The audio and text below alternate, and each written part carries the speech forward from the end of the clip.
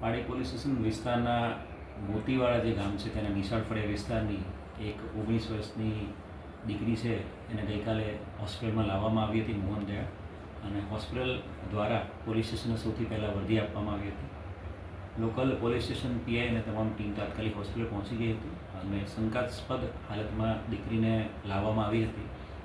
જે બનાવની ગંભીરતાને ધ્યાને રાખીને જે દીકરી છે એનું સુરત ખાતે ફોરેન્સિક પીએમ કરવામાં આવ્યું છે અને ફોરેન્સિક પીએમમાં આ દીકરી સાથે દુષ્કર્મ અને એની હત્યાનો બનાવ બનેલો છે એવું પ્રાઇમરી કોઝ ઓફ ડેથ મળ્યું છે. બનાવની જે પ્રાઇમરી કોઝ ઓફ ડેથના ધ્યાને રાખીને તાત્કાલિક એફઆઈઆર દાખલ કરવામાં આવી છે. મર્ડરના ગુનાની એફઆઈઆર દાખલ કરી દેવામાં આવી છે બળાત્કાર સાથે. આ બનાવ છે એ ગઈકાલે 3 વાગ્યાની આસપાસનો બનાવ હતો અને સૌથી પહેલી હકીકત પોલીસને હોસ્પિટલ દ્વારા આપવામાં આવી હતી. બનાવની ગંભીરતાને ધ્યાને રાખીને Valsad division DYSP, Vapi division DYSP, crime branch, SOG, Vapi town, Valsad city, Valsad rural, Dungri તમામ પોલીસ સ્ટેશનની અલગ અલગ 10 જેટલી ટીમો બનાવવામાં આવી છે.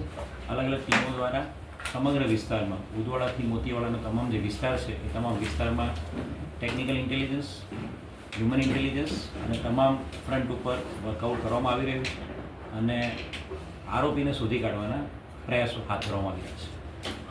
એનું પ્રાથમિક કારણ એ જે દીકરી છે એનું ગળું દબાવવાને કારણે એની મૃત્યુ આવ્યું છે અને એ જેવું પ્રાથમિક કારણ આવ્યું છે તરત જ આપણે હત્યાનો ગુનો દાખલ કરી દીધેલ છે. હાલ અજાણ્યા ઈસમ વિરુદ્ધમાં જ ગુનો દાખલ કરવામાં આવ્યો છે અને આરોપીને શોધી કાઢવા માટે crime branch, SOG, Valsad city police, Valsad rural police સાથે સાથે વાપી ટાઉન પોલીસ અને ડુંગરા પોલીસની તમામ ડી સ્ટાફની ટીમો આ ગુનાની તપાસમાં કામે લાગેલી છે.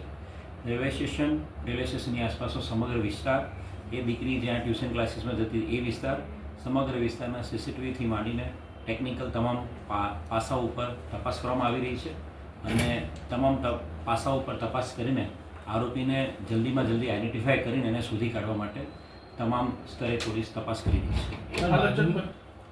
પરિવારજનો તરફથી હાલ કોઈ કમ્પ્લેન નથી. એમનું કહેવું એવું જ છે કે એમની દીકરી છે એ 1:30 થી 2:30 વાગ્યાના સમયગાળામાં ટ્યુશન ક્લાસીસ માટે ગયેલી હતી અને ટ્યુશનમાં 2:30 વાગ્યાથી છૂટ્યા પછી ઘરે આવી નહોતી એટલે એમણે તપાસ હાથ ધરેલી હતી. દીકરીનો રૂટીન ઘરે જવાનો રસ્તો, ટ્યુશનમાંથી ઘરે જવાનો રસ્તો રેલવે સ્ટેશનનો બ્રિજ ક્રોસ કરીને ફાટકે મોતીવાડા જવાનો રસ્તો હતો. એટલે રેલવેની આરપીએફની પોલીસ અને જે રેલવે પોલીસ છે ગુજરાતની એની પણ મદદ આ બાબતે લેવામાં આવી રહી છે.